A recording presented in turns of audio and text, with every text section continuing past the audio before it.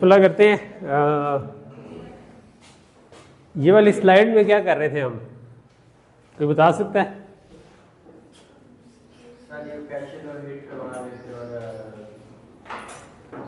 क्या मकसद था इस स्लाइड का?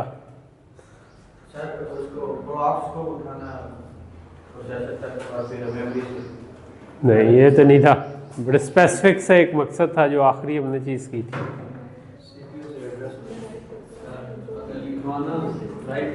राइट में क्या मसला था कि अगर हम डिसाइड करेंगे अगर कैसे भी लिखवाना है या फिर मेमोरी पे लिखवाना है, मेमोरी से लिखवाना है, वहाँ पे लिखवाना है, इन दोनों में से डिसाइड अगर हिट हो गया तो क्या डिसाइड करना है कि क्या सिर्फ मेमोरी पे लिखवाना है या फिर कैश और मेमोरी दोनों पे लिखवाना है, और अगर मिस हो गया तो मेमोरी में से लिखवाना है या फिर मेमोरी से लिखवा के कैश में सेट करना है।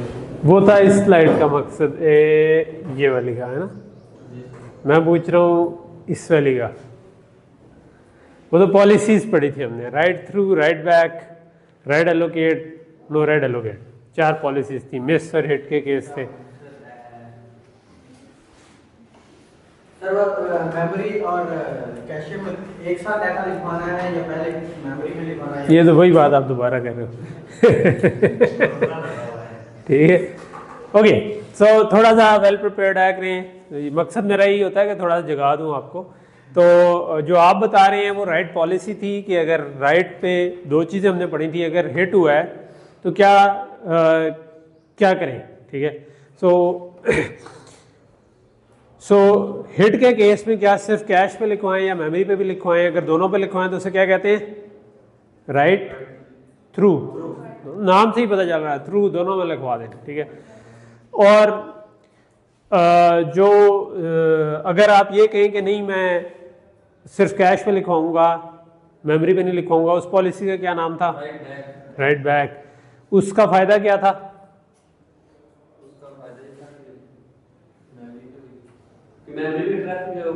मेमोरी पे ट्रैफिक कम हो जाएगी, क्योंकि आप हर राइट पे मेमोरी पे नहीं जा रहे हैं, फिर आप मेमोरी पे कब लिखवाएंगे इवेंचुअली? जब वो वाली लाइन कैश से इफेक्ट होगी, जब निकाली जाएगी, कोई और उसको रिप्लेस करने आएगी, और हमें पता कैसे चलेगा कि इसको लिखवाना है? यानी क्या हमेशा जो लाइन इफेक्ट हो रही है उसे लिखवा देना चाहिए?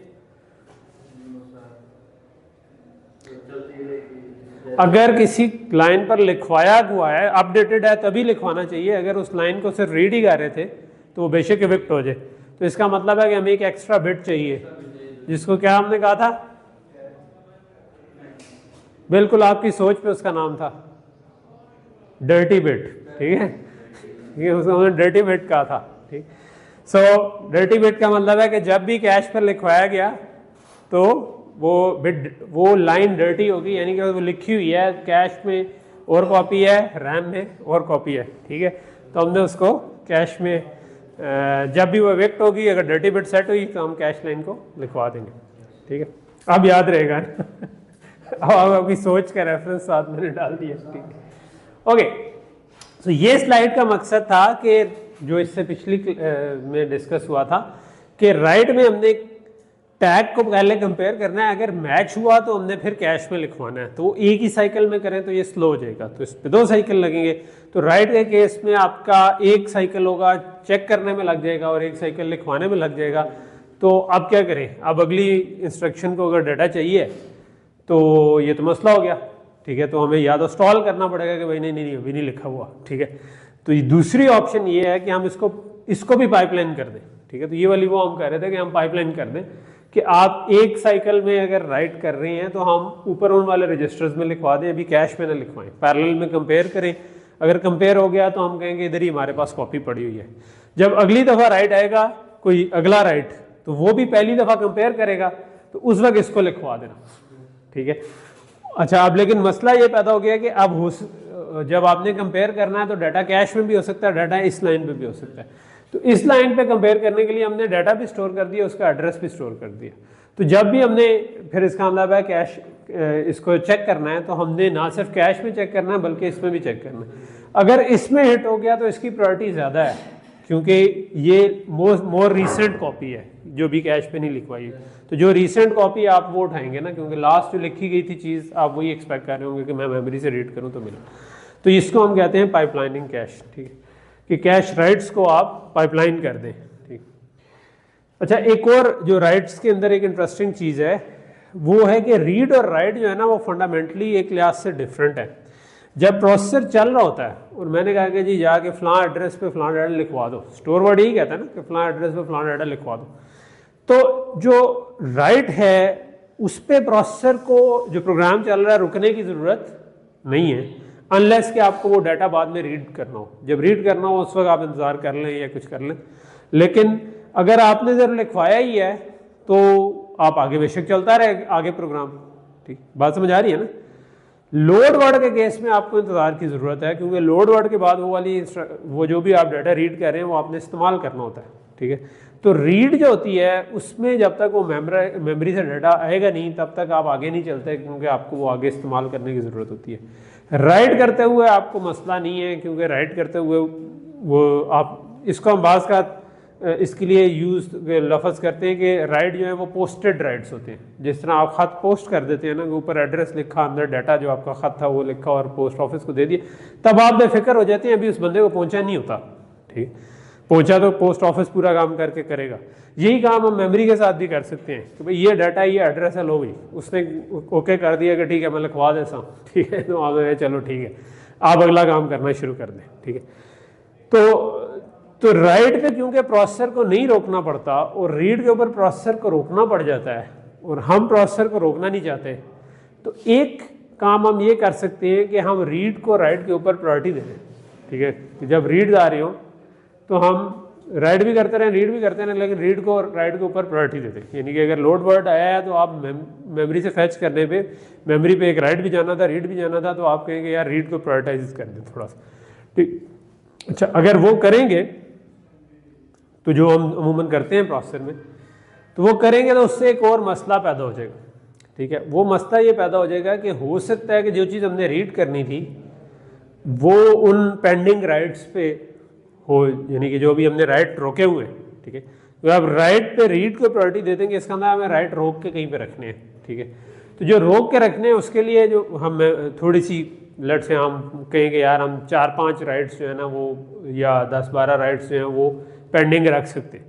तो इसका मतलब है कि वो जो 5-6 या 10-12 राइट्स हैं उनके लिए जो स्टोरेज बनेगा उसको हम कहते हैं राइट बफर, कि ये वो राइट बफर है जो कि अभी राइट्स होने हैं लेकिन हमने रीड को प्रायोरिटाइज किया हुआ है इसके ऊपर। तो ये स्लाइड ये दिखा रही है वो जो राइट बफर आपको ऊपर नज़र आ रहा है, दैट राइट बफर है इसके यार हमने प्रायोरिटाइज किया हुआ है रीड को, तो रीड होते जा रहे हैं, तो डाटा कैश से आगे जो राइट करवाना है हमने वो हम राइट, अगर रीड आया तो हम रीड को प्रायोरिटाइज कर देंगे। ठीक है, जो मसला पैदा हुआ वो ये पैदा हुआ कि जब हमने रीड करना है तो हो सकता है वो डाटा एक्चुअल में अभी कैश में ना हो बल्कि वो राइट बफर में हमने लिखवाया ना हो। ठीक है, तो उसके लिए फिर एक सिंपल सोल्यूशन ये हो सकता है कि जब भी रीड आए तो आप राइट बफर को फ्लैश करें, तो फिर तो वही मसला हो गया कि रीड पर प्रायोरिटाइज तो ट्रूली ना हुआ। लेकिन जो फास्टर सोल्यूशन है वो ये है कि आप राइट बफर के अंदर भी कंपैरेटर्स लगा दें।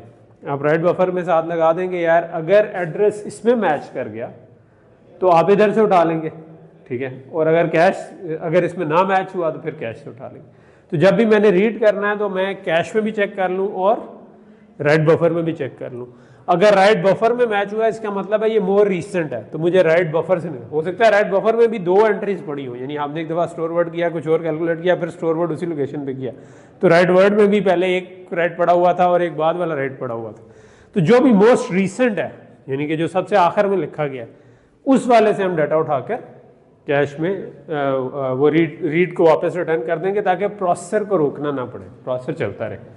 तो ये हम सारा काम क्या करें, वो जो हमने साइकिल्स पर इंस्ट्रक्शन इंप्रूव करने थे वो हम चाहते हैं कि प्रोसेसर को जितना कम रोकना पड़े उतना अच्छा। ओके, तो ये राइट बफर बीच में डालना ताकि रीड मिस की पेनल्टी कम हो सके, इसका ये मतलब जी चल। ओके, अच्छा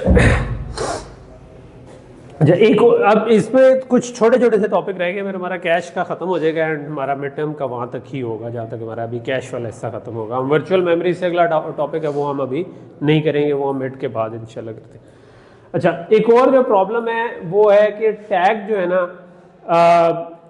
उनका भी ठीक सा ओवरहेड एक पड़ा था, क्योंकि आपको टैग स्टोर करने के लिए भी तो मेमोरी चाहिए, तो हर कैश लाइन के साथ टैग स्टोर हुआ है। और अगर आप छोटे ब्लॉक्स बनाएंगे तो टैग बड़ा हो जाएगा, बड़े ब्लॉक्स बनाएंगे तो टैग छोटा हो जाएगा। तो एक तरीका ये हो सकता है कि टैग का साइज कम करने के लिए आप ब्लॉक्स बड़े बना लें, ठीक है। ब्लॉक्स बड़े का कुछ और फायदे भी हमने देखे थे, और तो उसका यानी उसका भी कुछ ना कुछ फ़ायदा है। तो लेकिन ब्लॉक बड़े करने का जो है मसला वो ये कि उसमें आपको जब भी कैश मिस होगी तो आपको बड़ी पेनल्टी पड़ेगी, क्योंकि आपने ज़्यादा बड़ा डाटा फैच करना है। तो इसका एक और सोल्यूशन होता है जिसको हम कहते हैं सेक्टर कैश, या उसमें सब ब्लॉक प्लेसमेंट कहते हैं, कि आप हर ब्लॉक में एक बिट बना लेते हैं कि वो ब्लॉक वैलिड है या नहीं है, ठीक है। यानी एक कैश लाइन जो है ना उसके अंदर भी आप उसको छोटे हिस्सों में तोड़ लेते हैं, ठीक है। और उसे कहते हैं कि यार ये पूरा जो कैश लाइन है ये इसका सब ब्लॉक है, ये सब ब्लॉक 0 है, ये 1 है, ये 2 है, 3 है, लेट से आपने 4 में किया। और जब आपकी कैश मिस होती है तो आप सिर्फ वो सब ब्लॉक फैच करके ले आते हैं, और सब ब्लॉक फैच करके आप उसको फिल कर देते हैं और ये वाली बिट 1 कर देते हैं, ठीक है। उससे आपका वो जो मेमोरी का ओवरहेड था कि मेमोरी से बहुत बड़ा रीड करने का, वो कम हो जाता है, लेकिन और टैग का साइज भी कम हो जाता है ओवरऑल। लेकिन इसका नुकसान ये है कि आपका अगर हिट हुआ है लेकिन आप सब ब्लॉक वाले कैश में गए और वहाँ पे 0 लिखा हुआ था, तो एक्चुअली फिर आपको दोबारा मेमोरी रीड करनी पड़ेगी, क्योंकि ये हिट नहीं है, ये एक्चुअली मिस ही है, ठीक है। तो टैग मैच हो गया आपका, लेकिन फिर सब सेक्टर के अंदर अगर वो वैलिड 0 था तो फिर आपने कहा, तो हो सकता है कि आपको 2 स्टेप में करना पड़े। मैंने आपको बताया था कि असल प्रोसेस में जनरली आपकी पाइपलाइन 5 स्टेज की नहीं होती, बल्कि 20-22 स्टेज तक की भी चली जाती है, ठीक है। 12, 13, 14 से 20-22 डिफरेंट वेरिएंट्स हैं, कुछ 7 स्टेज के हैं, कुछ 10 स्टेज, 11 स्टेज के हैं, कुछ 20-22 स्टेज के हैं, डिपेंडिंग ऑन के टाइप ऑफ एप्लीकेशन क्या है। तो उनमें फिर ये वैसे भी जो कैश एक्सेस है वो 2 या 3 पाइपलाइन स्टेजेस में टूटी हो सकती है, कि आप पहले टैग देखें, टैग मैच होता है तो फिर उसको एक्सेस करें, तो इस तरह से काम चल जाए। तो सेक्टर कैश वहाँ पर आप यूज़ कर सकते हैं। अच्छा, अभी तक हम कैश को अज्यूम कर रहे थे एक kind of a single entry cash, ठीक है, कि आपकी एक ही कैश लगी हुई है, ठीक है। अच्छा, लेकिन आपका जो एक्चुअल में ओवरहेड है कैश का, कैश मिस की पेनल्टी हमने देखा था कि बहुत बड़ी पड़ती है, ठीक है। कि जब भी आप मेमोरी में जाएं तो मेमोरी में आपको 30-40 साइकिल की हम बात करें तो ये काफ़ी ज़्यादा है। तो एक तरीका उसका भी ये होता है कि हम मल्टी लेवल कैश बना लेते हैं। हम कहते हैं कि एक कैश होगी जो कि फास्टर होगी लेकिन छोटी होगी, और एक कैश होगी जो कि उससे थोड़ी सी बड़ी हो जाएगी और स्लो हो। और ज़रूरी नहीं है कि हम 2 पे हों, हम 3 लेवल तक भी चले जाते हैं या 4 लेवल तक भी जा सकते हैं, लेकिन जनरली L2 L3 तो होती हैं जो आपके जनरल पर्पस कंप्यूटर हैं आजकल होते हैं, ठीक। तो उनमें होता यही है कि जो आपकी L1 है वो छोटी, समझो कि वो हमने देखा था कि 8 से 32 किलोबाइट टाइप का इसका नंबर चल रहा होता है, ठीक है। फिर L2 जो है वो इससे बड़ी, जिसमें जो हो सकता है कि 256 KB तक चली जाए, ठीक है, तो यानी कि सिग्निफिकेंटली बड़ी हो जाए। L3 जो है वो मेगाबाइट में चली जाएगी, फ्यू मेगाबाइट तक, ठीक है। तो इस तरीके से काम होगा। तो हम अमूमन फिर करते हैं क्या है कि पहले आप CPU जो एड्रेस देता है वो L1 कैश में चेक करते हैं, जब वहाँ पर मिस हो गया तो फिर आप L2 में चले जाते हैं। अच्छा, अब L1 जो है वो 1 या 2 साइकिल के अंदर अंदर काम कर देगी, लेकिन L2 थोड़ी सी बड़ी है, वो हो सकता है कि 3-4 साइकिल ले रहे, ठीक है। और अगर उधर नहीं मिला तो कई दफ़ा आप L3 में भी चले जाते हैं, ठीक है। और L3 जो है वो हो सकता है कि उससे भी ज़्यादा 8-10 साइकिल ले रही हो, लेकिन स्टिल वो मेमोरी से कम साइकिल हो। तो मेन मकसद ये है कि आप ओवरऑल वो जो हमारा एवरेज मेमोरी एक्सेस टाइम था, जो हमने कहा था ना कि ऑन एवरेज हम क्या कर रहे हैं, hit time plus miss rate into miss penalty, जो लास्ट क्लास में हमने डिस्कस किया, वो मिनिमाइज कर सकें ताकि प्रोसेसर तेज से तेज हो सके। सो अब अगर आपकी 2 कैशेज आ गई तो एक अब आपका हो जाएगा लोकल मिस रेट, ठीक है, कि आपकी जो जब आपने कैश को एक्सेस किया उसमें से कितने % मिस हुए, ठीक है। फिर ग्लोबल मिस रेट है कि जो आपके कैश मिसेस थे टोटल, जिसमें आपने मेमोरी एक्सेस थी, उनमें से कितनी दफ़ा आपको मेमोरी एक्सेस टाइम पे जाना पड़ा, ठीक है। और मिसेस पर इंस्ट्रक्शन है कि टोटल मिसेस कितने हुए और टोटल नंबर ऑफ इंस्ट्रक्शन में टोटल मिसेस कितने, ठीक है। तो ये अब आपका ग्राफ जो है उसको शो कर रहा है, डिफरेंट ये जो रोम्बस है वो लोकल मिस रेट शो कर रहा है, और नीचे आपके ग्लोबल मिस रेट और सिंगल कैश मिस रेट नज़र आ रही है, ठीक है। तो जैसे जैसे आप बढ़ाते जाते हैं कैश साइज, तो आपका मिस रेट कम से कम होता जाता है, जो कि कहते हैं एक मतलब लाजमी सी बात है कि कैश का साइज बड़ा होगा तो उसमें आपको मिलने के चांसेस बढ़ जाएंगे। लेकिन अगर आप ये 256 किलोबिट में चले जाएं तो उसके बाद अब आपका आप तकरीबन ग्लोबल मिस रेट आपका विद इन 10% के करीब से नीचे ही होता है, ठीक है। तो हम दो लेवल की अमूमन कैश कर लेते हैं और L2 जो है वो थोड़ी सी बड़ी बना लेते हैं। तो जब आप L2 डालेंगे तो अब आपके पास मजीद, क्योंकि एज आप डिज़ाइनर आप डिज़ाइन कर रहे हैं कि मैंने L1 और L2 दोनों डाली है, तो क्या क्या साइज़ रखे जाए, ठीक है। तो वो फिर आप कहते हैं कि अगर L2 लगी हुई है तो मैं L1 को थोड़ा सा छोटा कर लूँ ताकि उसका टाइम बेहतर हो जाए, ठीक है, कि वो एक साइकिल में हिट हो जाए या 2 साइकिल में हिट हो जाए। अगर आपने सिर्फ L1 लगानी होती तो आप 2 के बजाय 3 पे भी जाने पे तैयार होते कि यार ठीक है मेरा ओवरऑल कैश जो है मिस रेट कम हो जाए लेकिन साइकिल बेशक 3 लग जाए। लेकिन जब आपका L2 लगी हुई है तो आप कहेंगे कि यार L2 तो बैकअप है ही, तो L1 जो है उसको थोड़ा सा फास्ट कर लेते हैं, ठीक है। तो ये इसको हम कहते हैं कि जब आप ये डिज़ाइन में चेंज आती है तो आप उसके हिसाब से दोबारा रीथिंक करते हैं कि क्या चीज़ आएगी, ठीक है। तो आप L1 मिस रेट थोड़ा सा बढ़ जाए, हम कहते हैं कोई बात नहीं, लेकिन वो फास्ट हो जाए, और L2 जो है उसका, लेकिन L1 का हिट टाइम कम हो जाए। फास्ट टाइम होने का क्या मतलब है, 1 साइकिल 2 साइकिल इसके अंदर अंदर L1 जो है वो कर दे, ठीक है। और जो क्योंकि L2 में बैकअप है तो उसकी पेनल्टी वैसे ही कम हो जाएगी, ठीक है। अक्सर जो आप करते हैं कि फिर हमने एक थोड़ी देर पहले जो राइट थ्रू और राइट बैक पॉलिसी पढ़ी थी, तो जब आप L1 और L2 आ गई है तो आपके 3 लेवल बन गए, L1 L2 और उसके बाद कैश, उसके बाद सॉरी रैम, ठीक है। सो पहले हमने ये बात की थी कि अगर L1 में कैश में मिस होगा तो हम कहते हैं क्या सिर्फ मेमोरी में लिखवाएं या इसमें लिखवाएं, ठीक है। तो हमने राइट थ्रू कहा था कि दोनों में लिखवा दें, ठीक है। और राइट बैक में हमने कहा था कि हम सिर्फ इसमें कैश में लिखवा दें, उसमें बाद में लिखवा देंगे, ठीक है। अच्छा सॉरी, ये हिट वाला केस था, मिस वाला नहीं। मिस में तो राइट एलोकेट और नो राइट एलोकेट, ठीक है।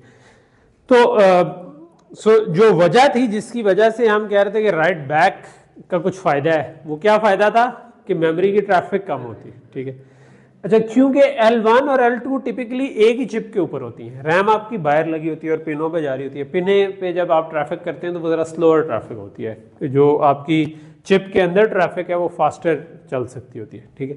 तो हाँ, अमूमन ये किया जाता है कि L1 और L2 को राइट थ्रू रखते हैं, यानी जब L1 में लिखवाया तो L2 पर भी लिखवा दिया। लेकिन जब आप ऑफ चिप जाते हैं वो राइट बैक ही रखते हैं कि L2 में अगर मिस, वो कहते हैं L2 में अगर हिट हुआ तो अब आप उसको क्या मेमोरी में नहीं लिखवाएंगे, मेमोरी में आप जब वो इवेक्ट होगी लाइन तभी लिखवाएंगे। तो ये भी एक ट्रेड ऑफ लिया जाता है, ठीक है। तो L2 से आप ऑफ चिप नहीं जाते। सो ये यही बता रहा है कि राइट बैक L2 कैश होगी, वो राइट ट्रैफिक को ऑब्जॉर्व कर देती है, वो ऑफ चिप नहीं जाती, ठीक है। और कहते हैं इसमें डर्टी, अच्छा विक्टिम वाली हम थोड़ा सा आगे जाके देखेंगे क्या होती है, ठीक है। तो ये आपका हो गया। कोहेरेंस भी अभी हमने नहीं पढ़ी, वो भी हम थोड़ा सा, कोहेरेंस का खैर इश्यूज मल्टी कोर में थोड़े ज़्यादा आते हैं, लेकिन जब भी 2 एंट्रीज हो जाएं वो आपस में कोहेरेंट है कि नहीं, ये एक प्रॉब्लम बनता है कि यार इधर है तो उधर नहीं है, उधर है तो इधर नहीं है, तो कैसे उनको करें रिजॉल्व। राइट थ्रू में ये वाले मसले नहीं आते, ठीक है। तो राइट थ्रू में क्योंकि दोनों पर ही लिखवा दिया तो आपके कोहेरेंस के मसले कुछ कम हो गए।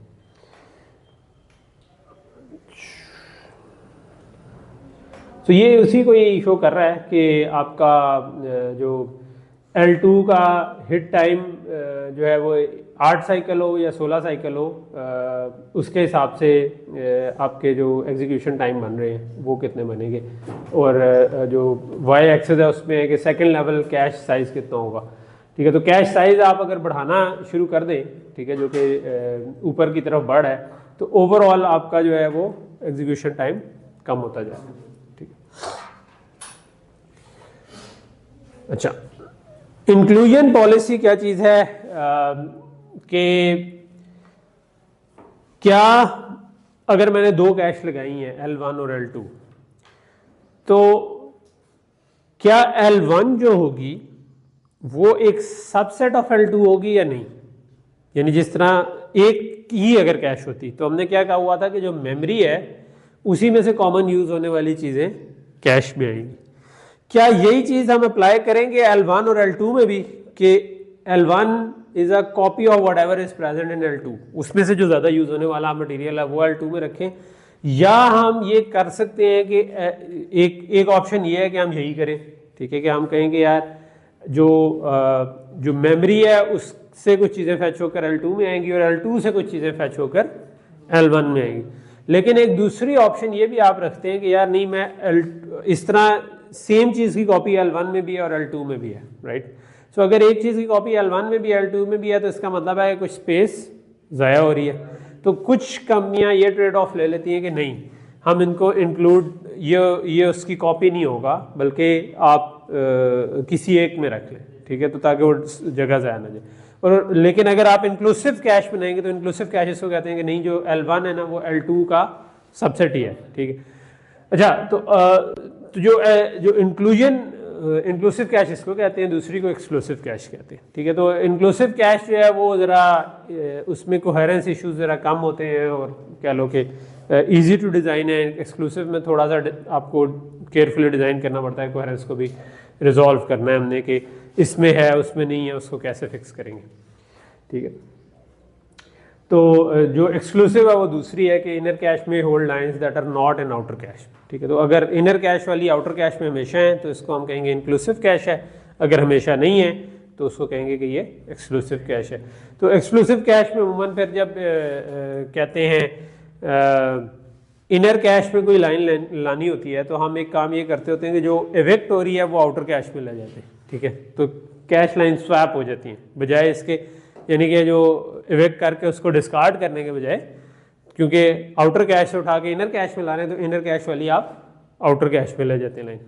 जो हमने नहीं कहा था कि सेट एसोसिएटिव है तो आप कन्फ्लिक्ट मिस हुआ ना, या कह लो कन्फ्लिक्ट की वजह से जो थ्रैशिंग होनी थी कि यार चीज़ उठ के बाहर चली जानी थी, तो वो बाहर जो जानी थी वो हम बजाय बाहर रैम में भेजने के वो हम कैश में भेज देते। जिस तरह AMD का जो एथलॉन कंप्यूटर है उसमें 64 KB की प्राइमरी और 256 KB की सेकेंडरी कैश है और उसमें यही होता है, उसमें स्वैपिंग चलती है, ठीक है। उसमें ये नहीं है कि वो नॉन इंक्लूसिव कैश।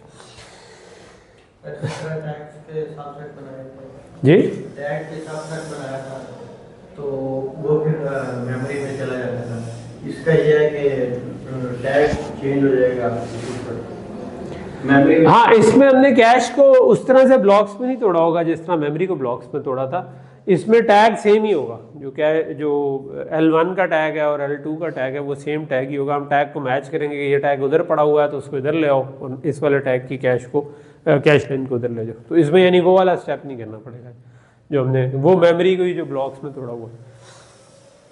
अच्छा, सो अब थोड़ी सी कुछ एग्जांपल्स करते हैं जो रियल वर्ल्ड कुछ प्रोसेसर्स हैं, जिस तरह एटेनियम 2 जो कि इंटेल और HP ने 2002 में, थोड़ा पुराने हैं लेकिन ये इनका जॉइंट काइंड ऑफ ये प्रोसेसर था, ठीक है। उसमें इनका मकसद क्या है कि आपको रियल प्रोसेसर्स में क्या नंबर्स चल रहे हैं, ठीक है। तो ये उसकी एक्चुअल चिप की डायग्राम है कि जो उसको आप स्कोप के नीचे रखें तो उसमें कौन सा हिस्सा में क्या चीज़ इम्प्लीमेंट हुई है, ठीक है। तो ये 19 मिलीमीटर बाय 21 मिलीमीटर यानी कि तकरीबन 20 बाय 20 के करीब सेंटीमीटर बन गया, ठीक है। तो ये आपका वो कितना बन जाता है 20 सेंटीमीटर, एक फुटे के ऊपर आप नाप के देख लेना कितना है, ठीक है। इनमें आप अगर देखो तो पहली चीज़ नोट करने वाली है कि ये पूरा एरिया जो ये L3 कैश का, this is almost 50% of the chip जो है वो L3 कैश है, ठीक है। यानी कि आपकी चिप का एक बहुत बड़ा हिस्सा L3 कैश में चल रहा है। उसके ऊपर आपको बताया हुआ है कि अच्छा वो फ्लोटिंग पॉइंट यूनिट है, पाइपलाइन कंट्रोल कहाँ पर है, और जो आपकी इंटीजर 32 बिट वाली इंस्ट्रक्शन है। उसके बाद ये जो L1 कैश है, instruction cache, L1 data cash, ठीक है। So basically L1 data cash और इंस्ट्रक्शन कैश अलग अलग हैं, लेकिन वो निस्बतन इससे छोटी हैं और L3 कितनी बड़ी कैश इसके अंदर लगी।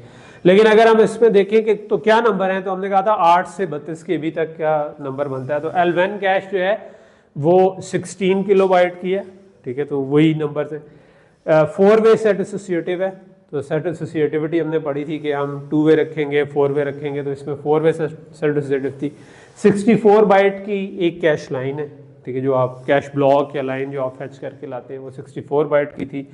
क्वाड पोर्ट है, यानी 2 लोड और 2 स्टोर आप पैरेलल में कर सकते हैं इसके अंदर, ठीक है। और सिंगल साइकिल लेटेंसी है कि एक लेवल 1 कैश जो है वो एक ही साइकिल के बाद आपको डाटा दे देती है, हिट मिस जो भी हो जाए, ठीक है।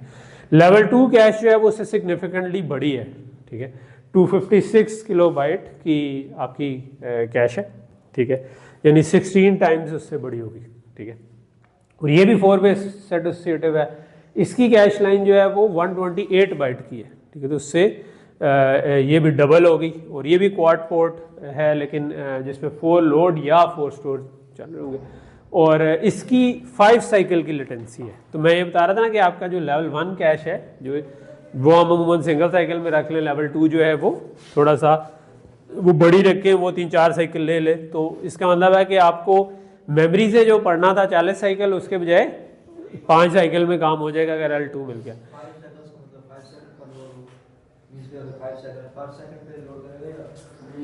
अगर L1 में मिस कैश हिट हुई तो 1 साइकिल में ही लोड हो जाएगा। अगर L2 में L1 में मिस होगी, L2 से मिला तो 5 साइकिल लगेंगे। अगर आपका L2 में ना मिला तो L3 में मिला तो 12 साइकिल लगेंगे। और अगर L3 में भी ना मिला तो अब रैम से फैच करना है, तो जो रैम के जितने साइकिल हैं 30-40 वो लगेंगे, ठीक है, इस तरह।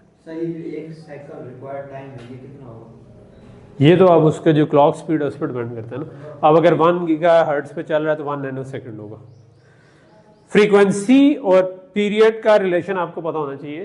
क्या होता है? इनवर्स रिलेशन होता है। तो जो भी आपकी क्लॉक फ्रीक्वेंसी चल रही है वो अगर 1 गीगाहर्ट्ज़ है तो आप 1/1 गीगा कर लेंगे, ठीक है। तो गीगा जो होता है वो 10⁻⁹ होता है, वो 10⁻⁹ हो जाएगा, वो नैनो बन जाएगा। हाँ जी जी, इन्वर्सली नहीं, एग्जैक्टली ऑपोजिट है। यानी f = 1/t, t = 1/f, ठीक है।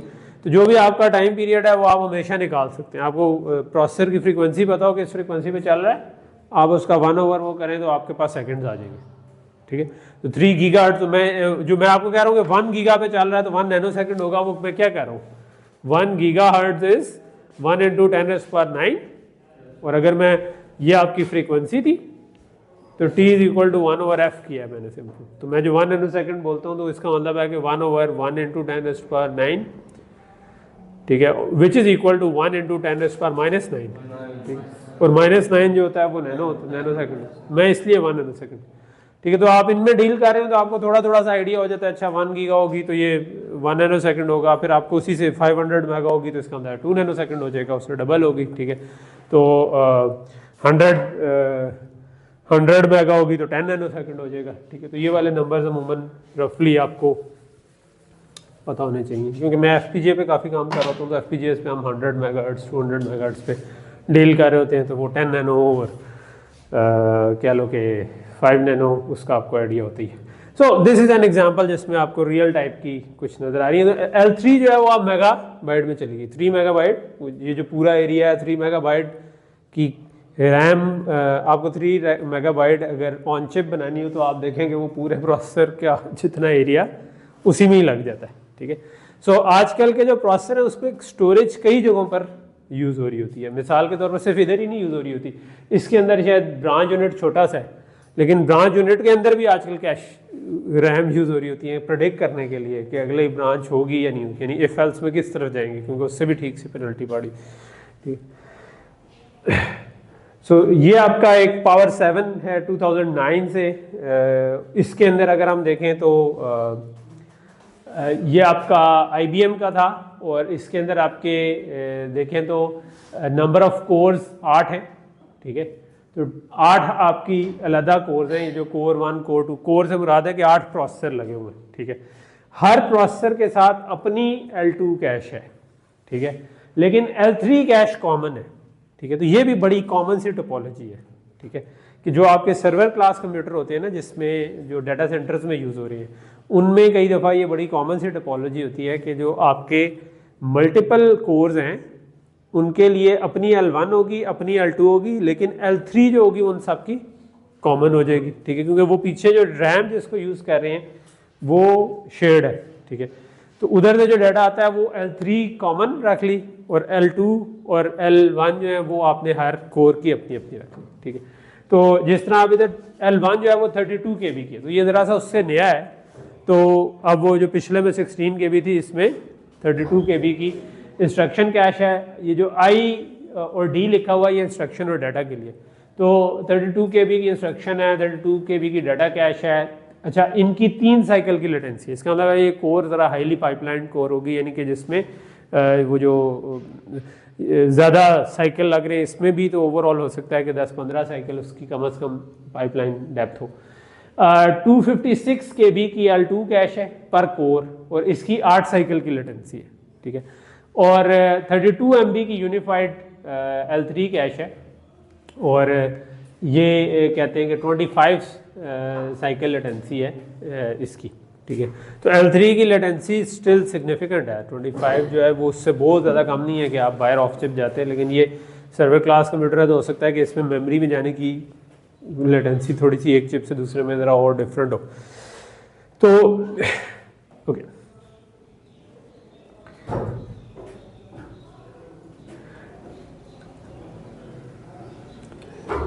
तो कुछ मैं एग्जांपल्स बीच में छोड़ देता हूँ इधर। ये उससे आगे IBM मेन फ्रेम की है, इसमें L4 तक जा रही है। So this is kind of showing कि उससे भी बड़ा प्रोसेसर और 2010 का, जिसमें साइजेस आप देख सकते हैं। और सो ये मेन फ्रेम है तो इसमें 96 कोर्स हैं, नंबर ऑफ प्रोसेसर इतने लगे हुए हैं, ठीक है।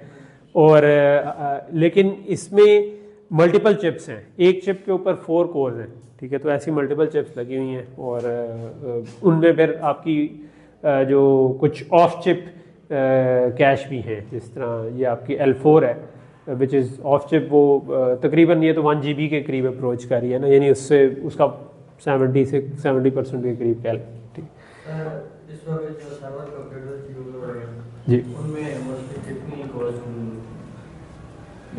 डिपेंड करता है। ये बाज़ में ज़्यादा हो रही हैं, बाज़ में कम यूज़ हो रही हैं, लेकिन 32 वाले भी हैं, 16 वाले भी हैं, ठीक है। और फिर आप उनके स्टैक्स बना लेते हैं, ठीक है। तो वो जनरली जो अब आप डाटा सेंटर में हो तो उधर रैक लगे होते हैं, रैक के अंदर जो है मल्टीपल कहते हैं ऐसे जो है, लेट से 16 कोर वाला आपने या 32 कोर वाला लगाया तो आपके मल्टीपल ऐसे लगे होंगे जो एक दूसरे से कम्युनिकेट कर सकते होंगे, ठीक। तो वो जो रैक है उसके अंदर कोर्स फिर उतनी गुना होगी। फिर वो रैक टू रैक कम्युनिकेशन के भी स्टैंडर्ड इवॉल्व होते रहते हैं, जिस तरह अभी आजकल एक स्टैंडर्ड चल रहा है UCIe, जो कि रैक टू रैक कम्युनिकेशन के लिए यूज़ हो रहा है, ठीक। तो जो PCI एक्सप्रेस का को भी काइंड ऑफ सपोर्ट करता है, लेकिन अगर आप उसके बजाय कस्टम स्टैंडर्ड बनाना चाहें तो वो भी कर सकते हैं। तो ये भी एक करोगे रैपिडली इवॉल्विंग मार्केट है, जिसमें आपको साथ साथ चलना पड़ता है कि यार इस वक्त क्या चल रहा है, उसके हिसाब से क्या करें, चेंज होती रहती है, ठीक। ओके, सो मैं मज़ीद कोशिश करूँगा कि हम 5 से 10 मिनट में अपना जो पूरा कोर्स है वो रैप कर लें, जो मिड टर्म वाला है। अच्छा, एक और चीज़ जो इनमें कैशेस से रिलेटेड ही टॉपिक है वो है प्री फैचिंग का, ठीक है। प्री फैचिंग ये है कि आप कैश में तो अभी तक हम देख रहे थे कि मसला क्या था कि मेमोरी के को एक्सेस करने की पेनल्टी पड़ती है। तो हमने कहा था कि टेम्पोरल और स्पेशल लोकेलिटी का एक कॉन्सेप्ट हमने डिस्कस किया था कि अगर कोई चीज़ एक्सेस हुई है तो उसके आसपास की चीज़ें भी एक्सेस होंगी, ठीक है, और जल्दी ही एक्सेस होंगी। तो टेम्पोरल हमने कहा था कि जो टाइम में से रिलेटेड के जो चीज़ एक्सेस हो रही हो वो उसी टाइम फ्रेम में करीब करीब दोबारा भी एक्सेस होगी, और स्पेशल ये था कि उसके आसपास की चीज़ें भी एक्सेस होंगी। तो उसको यूज़ करते हुए हमने कैश बनाई थी। लेकिन कुछ पैटर्न्स हैं जो कि ज़रा नोन से होते हैं, जिस तरह फॉर एग्जांपल आपका इंस्ट्रक्शंस हैं। तो इंस्ट्रक्शंस जो हैं वो एक सीरीज़ में एक्सेस होने की ज़्यादा प्रोबेबिलिटी है, ठीक है। तो जब जंप आएगी तो या ब्रांच आएगी तो कहीं इधर उधर जाएंगे, लेकिन उधर जाकर फिर सीरीज़ में एक्सेस होना शुरू कर देंगे, ठीक है। तो वाई नॉट हम प्री फैच करके ले अगली चीज़, ठीक है। तो इसको हम कहते हैं प्री फैचिंग, कि जो अभी आपने डाटा को या इंस्ट्रक्शंस को एक्सेस किया है, आप अगर अगली एंटिसिपेट कर सकते हैं तो वो पहले से ही फैच कर लें, ठीक है। अच्छा, इसके दो तरीके हो सकते हैं, एक ये कि आप हार्डवेयर ये वाला काम कर रहा हो, एक ये है कि आप प्रोग्रामर को ये प्रोग्राम लिखते हुए ये काम कर लें कि आपने जो चीज़ थोड़ी देर में आपको चाहिए वो पहले से किसी तरह प्री फैच कर ले। तो आपको कोई प्रोविजन होनी चाहिए कि किसी तरह आप उसको कैश में ला सकें, तो वो फास्ट हो जाएगा, ठीक है। सो बेसिकली जो आपका कह लो कि इस तरह से होगा कि आपका आपका प्री फैच डाटा आप पहले से ला रहे होंगे, ठीक है। तो आपने कुछ डाटा आपके पास पहले से है, लेकिन आपने कुछ डाटा आगे से प्री फैच करके लिया जो आपको फ्यूचर में इस्तेमाल होना था। फॉर एग्जांपल, आप एक इमेज के ऊपर कोई काम कर रहे हैं, ठीक है। मशीन लर्निंग वगैरह आजकल काफ़ी चल रही है, तो आप लेट से उसमें बहुत सारी कॉन्वोल्यूशन हो रही होती हैं, तो आप एक पूरा एक कह लें कि लेट से कि 10x10 का जो एक 10x10 पिक्सल्स का एक फ़िल्टर बनाते हैं जो शुरू पे रखते हैं और फिर उसको फेरते जाते हैं, पूरा मल्टीप्लाई करते हैं, ऐड करते हैं, मल्टीप्लाई करते हैं, ऐड। तो अब वो पूरे का पूरा डाटा आपको इकट्ठा चाहिए। तो आप अगर अभी इस जगह पे हैं तो आपको पता है कि मुझे नेक्स्ट क्या चाहिए, तो मैं नेक्स्ट को प्री फैच कर सकता हूँ। मैं कह सकता हूँ कि वो जितनी देर में मैं इस पर काम कर रहा हूँ, मैं अगले को किसी तरह कैश में ले आऊँ, तो मैं जब उस पर पहुँचूँगा तो कैश मिस नहीं होगी, मुझे मिल जाएगा, ठीक है, डाटा। तो ये बेसिकली एक प्रॉब्लम है जो कि हम फिर इंस्ट्रक्शन के केस में, डाटा के केस में आप डाटा प्री फैच कर रहे होते हैं। इंस्ट्रक्शन के केस में जनरली ये ज़्यादा कह लो कि हार्डवेयर में ही आप प्रेडिक्ट कर सकते हैं कि आगे वाली इंस्ट्रक्शन किस तरह की चाहिए। तो अगर मैंने एक कैश लाइन फैच की हुई है तो आप उससे अगली कैश लाइन भी फैच पहले से ही कर लेते हैं। तो उस केस में एक कॉन्सेप्ट यूज होता है जिसे हम कहते हैं स्ट्रीम बफर, ठीक है, कि आप एक जो अभी फैच की हुई है उससे अगली को स्ट्रीम बफर में फैच कर लेते हैं। और जैसे ही आपका ये वाला क्या लो इंस्ट्रक्शंस खत्म होती हैं और उससे अगली पे जंप करना होता है, तो आप उसको कैश लाइन बना देते हैं और इस वाली को स्ट्रीम बफर बना देते हैं और इसके अंदर उससे अगली फैच कर लेते हैं। तो आपको वो कैश मिस नहीं पड़ते, ठीक है। तो बेसिकली एक मिस के ऊपर आप एक के बजाय दो लाइन्स ले आते हैं, इन अदर वर्ड्स। और जो लाइन आपकी इस वक्त चल रही होती है वो आपकी लाइन है, दूसरी वाली आपकी फ्यूचर के लिए। जब आप उस पर स्विच करेंगे तो इस पर उससे अगली लाइन फैच कर लेंगे, तो इन टैंडम आप काइंड ऑफ चलना शुरू कर दें। तो इसको हम कहते हैं स्ट्रीम बफर, ठीक। हार्डवेयर में कहते हैं कि हार्डवेयर में ये ना बहुत ज़्यादा जनरल जो कंप्यूटर हैं उनमें इतनी नहीं यूज़ हो रही होती, लेकिन जो DSP प्रोसेसर है जो सिग्नल प्रोसेसिंग के काम कर रहे होते हैं उसमें ये काफ़ी कॉमन है काम करना, क्योंकि ऑडियो आ रही हो, वीडियो आ रही हो, उसको प्रोसेस करना हो आपने, तो उसमें आपको आप प्रीफैच कर। उन ऐसे प्रोसेस में कई दफ़ा कैशेस भी इस तरह की नहीं लगी होती, उसमें आप खुद प्रोग्राम कर रहे होते हैं कब डाटा फैच करना है।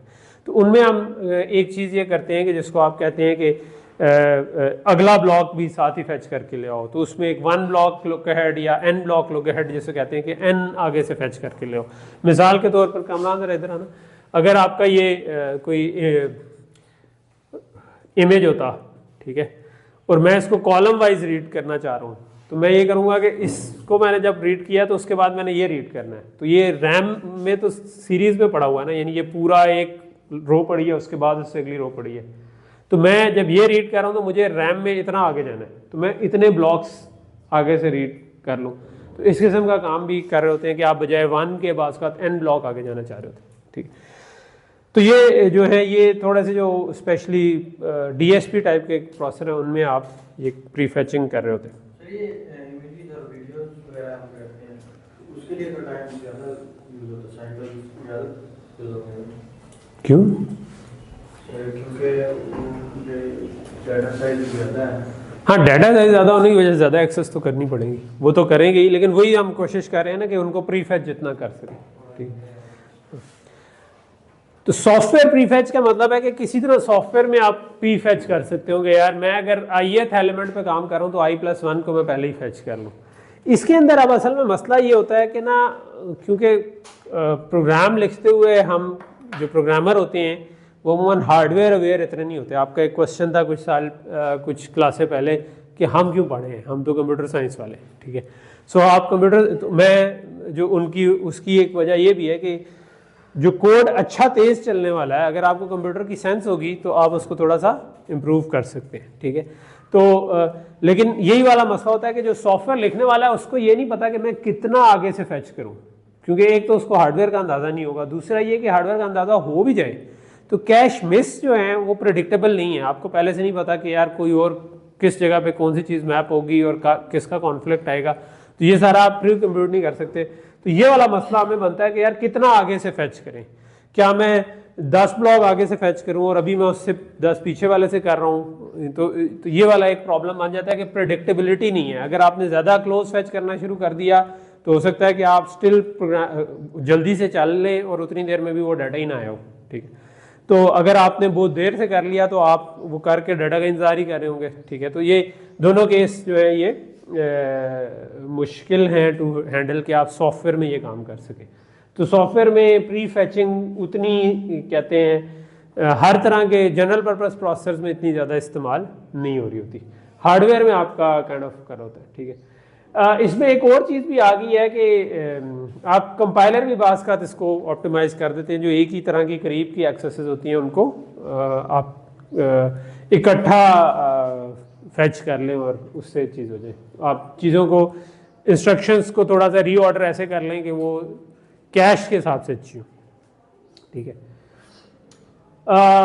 कुछ चीज़ें जो है ना वो हम खुद नहीं चाह रहे होते कि कैश में आए, ठीक है। जिस तरह अगर आपकी कोई मूवी चल रही है और उसका जो सीन गुजर गया वो दोबारा उसको हिट आपके करने का, या एक ऑडियो आप प्ले कर रहे थे तो उसको वापस जाने की प्रोबेबिलिटी कम है, ठीक है। तो आपको उसको कैश में रखने की ज़रूरत नहीं है। तो आप उसमें बाज़ का कैश जो है ना वो उसमें आप किसी तरह ये बता सकें कि यार ये वो उस टाइप का डाटा जिसको कैश ना करो, ठीक है। तो कैशेज में बात का ये सपोर्ट भी होती है कि आप किसी तरह हार्डवेयर को इंडिकेट कर सकते हैं कि ये उस तरह वाला डाटा नहीं है जिसको कैश करने की ज़रूरत है, ठीक। और यही kill data that will never be use again, ये स्ट्रीमिंग वाली मैंने आपको एग्जांपल बता दी, ये। तो बाज़ औक़ात ना आप कोड के अंदर बहुत छोटी सी चेंज करते हैं तो वो कैशेस के हिसाब से बेहतर हो जाता है। जिस तरह एक जो इसकी एग्जांपल है वो लूप इंटरचेंज है। सो लूप इंटरचेंज ये है कि ये सिंपल सी एक कंप्यूटेशन हो रही है कि आप इसी तरह की जो एक्स वाई एक इमेज है लेट से, या एक 2 डायमेंशनल एरे है, तो आप 2 डायमेंशनल एरे को 2 से मल्टीप्लाई करके 2 से मल्टीप्लाई कर रहे हैं, ठीक है। तो जो ऊपर कोड लिखा हुआ है और नीचे कोड जो लिखा हुआ है ना वो बेसिकली सेम काम कर रहा है, सिवाय इसके कि ऊपर वाले में बाहर वाला लूप जे पे लगा हुआ है, अंदर वाला आई पे लगा हुआ है, नीचे वाले में बाहर वाला आई पे लगा हुआ है, अंदर वाला जे पे लगा हुआ है। तो सिर्फ इतना सा काम आप कर देना तो आपका चीज़ तेज चल जाएगी। बाहर वाला जो है वो कॉलम वाइज एक्सेस कर रहा है। कॉलम वाइज एक्सेस करने का क्या मतलब है, ये कामरान बोर्ड पे आना, कि वो पहले इसको एक्सेस कर रहा है, फिर इसको एक्सेस कर रहा है, फिर इसको कर रहा है, फिर उसके बाद अगले पे जाएगा। इसका मतलब है कि जब वो इसको एक्सेस करेगा तो ये वाली कैश लाइन फैच हो जाएगी या इधर तक कोई फैच हो जाएगी, क्योंकि कैश लाइन जरूरी नहीं है इमेज के साइज के बराबर हो, लेकिन जितनी भी फैच होगी अगली दफ़ा आपने उसको एक्सेस ही नहीं किया, आपने उसे बहुत दूर से एक्सेस किया तो आपको कैश मिस ही मिलेगी, ठीक है। उसके बजाय अगर आप ये काम करते कि पहले इसको 2 से मल्टीप्लाई करते थे, फिर इसको, फिर इसको, फिर इसको, तो जब आपने इसको फैच किया था तो ये कैश लाइन आ जानी थी, ठीक है। ये कैश लाइन आ जानी थी तो अगले 3 हिट हो जाने थे, उसके बाद ये जितने भी 10 थे 15 थे हिट हो जाने थे। जब आप उसके बाद उससे आगे पहुंचते मिस होता तो फिर मजीद होती, तो आपकी कैश हिट की प्रोबेबिलिटी बढ़ जानी थी। तो जब भी आप सी या जो लो लेवल लैंग्वेज में कोड लिख रहे हो तो आपको कोशिश ये करनी है कि जो डाटा को ऐसे एक्सेस करेंगे करीब करीब का डाटा नहीं। सो ये अब उसका उलट काम हम करें। पहले हमने क्या पढ़ा था कि अमूमन प्रोग्राम इस तरह से काम करते हैं। अब हमने कहा क्योंकि उसके हिसाब से कैशेस भी बन चुकी हैं पहले ही, तो हम प्रोग्राम को भी मॉडिफाई उस तरह ही कर लें जो कि कैश एफिशिएंट है, ठीक है। तो इसको हम कहते हैं लूप इंटरचेंज, ठीक है। लूप फंक्शन ये है कि बाज़ का आप जो 2 अलग-अलग लूप लिखे हुए हैं अगर वो सेम तरह का काम कर रहे हैं तो आप उनको वैसे ही जोड़ सकते हैं, ठीक है। तो मतलब एक ही लूप में कर सकते हैं। उससे क्या होगा कि जब आपने ए बी को एक्सेस किया तो वो सब एक ही दफ़ा फैच होकर आ जाएंगे, एक तो, ठीक है। तो 2 फायदे होंगे। एक तो ये कि ऊपर अगर 2 लूप लिखे हुए थे तो उन्होंने 2 दफ़ा चलना था, तो वैसे ही आपका डबल टाइम लगना था।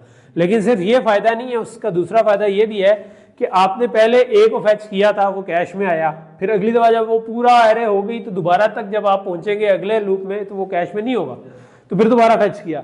तो वाई नॉट जब एक ही दफ़ा फैच किया तो दोनों काम कर ले।